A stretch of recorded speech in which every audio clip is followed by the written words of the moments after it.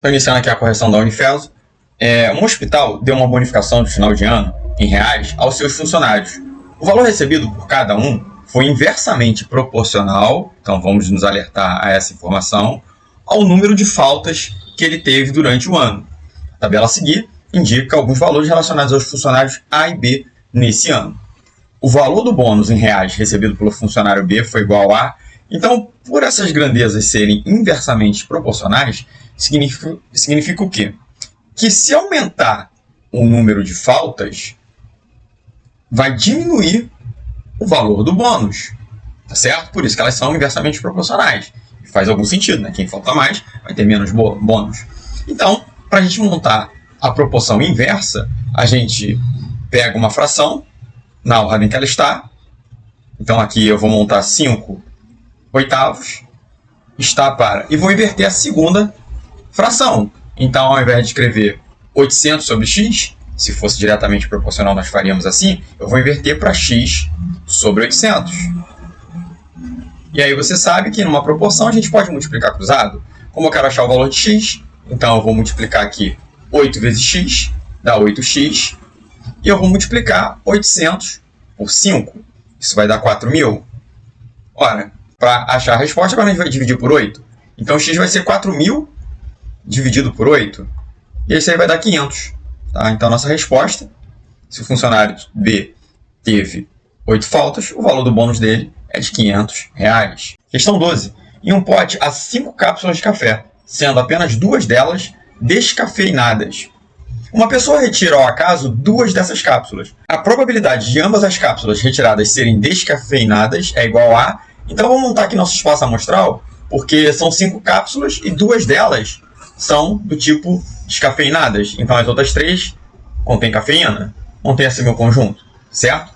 E aí eu vou fazer 2 retiradas. Quero saber a probabilidade de nessas 2 retiradas as 2 cápsulas serem descafeinadas. Então, vamos usar aqui a definição para a probabilidade. Vai ser o número de casos favoráveis dividido pelo número de resultados possíveis. Então, na primeira retirada, eu quero cápsula descafeinada. Então, eu tenho 2 no total de 5. Eu tenho 2 no total de 5 cápsulas. Beleza? Agora, eu vou fazer a segunda retirada. Ora, e se eu tinha 2, retirei uma, sobrou uma. Se eu tinha meu espaço amostral com 5 elementos, agora eu tenho 1, 2, 3, 4 elementos. Então, a minha próxima fração é 1/4. Multiplicando isso, 2 vezes 1, 2, 5 vezes 4, 20. Simplificando a fração, dividindo por 2, eu tenho 1/10. E aí está aqui a resposta. A probabilidade de tirar essas 2 cápsulas vai ser 1/10. Questão 13. Durante a epidemia, os números de internações em um dia nos hospitais A, B e C foram respectivamente 90, X e 40.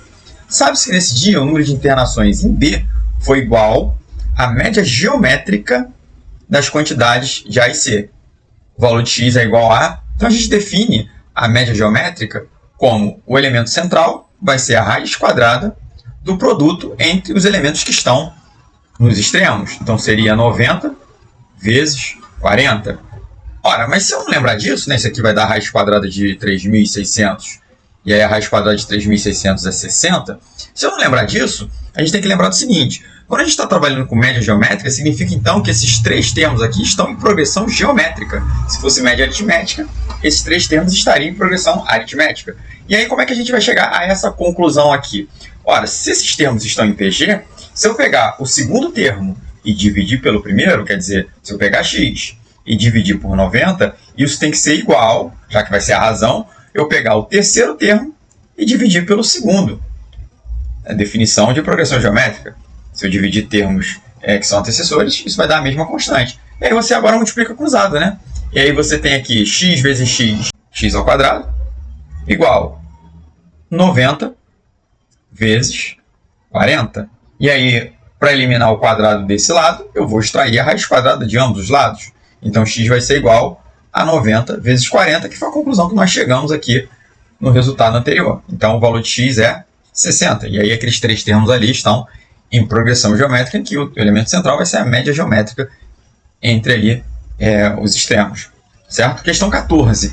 Em um hospital, o número de médicos é n sobre 3. Então, vou colocar isso. O número de médicos N sobre 3. E de enfermeiros é N.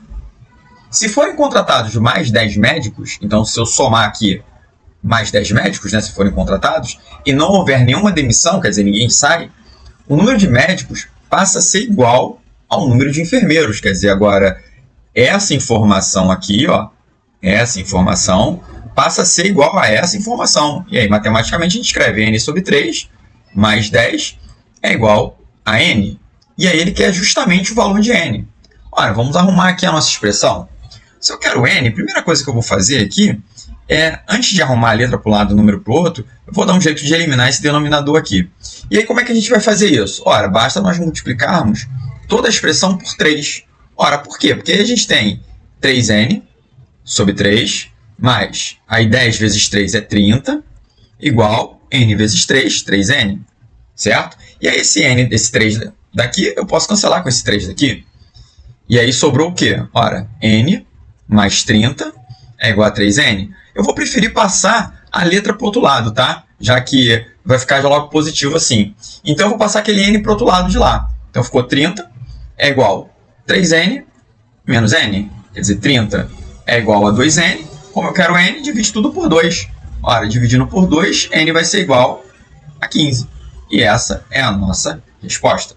Bom, espero que você tenha entendido o curso. Compartilhe, não se esqueça de se inscrever tanto aqui no canal quanto lá no Instagram, que tem vídeos desse e de outros concursos. Não esqueça também de ativar as notificações do canal para toda vez que tiver um de novo, você ser alertado e estar se preparando melhor para os concursos. Obrigado por ter assistido, até o próximo vídeo, se cuida, tchauzinho!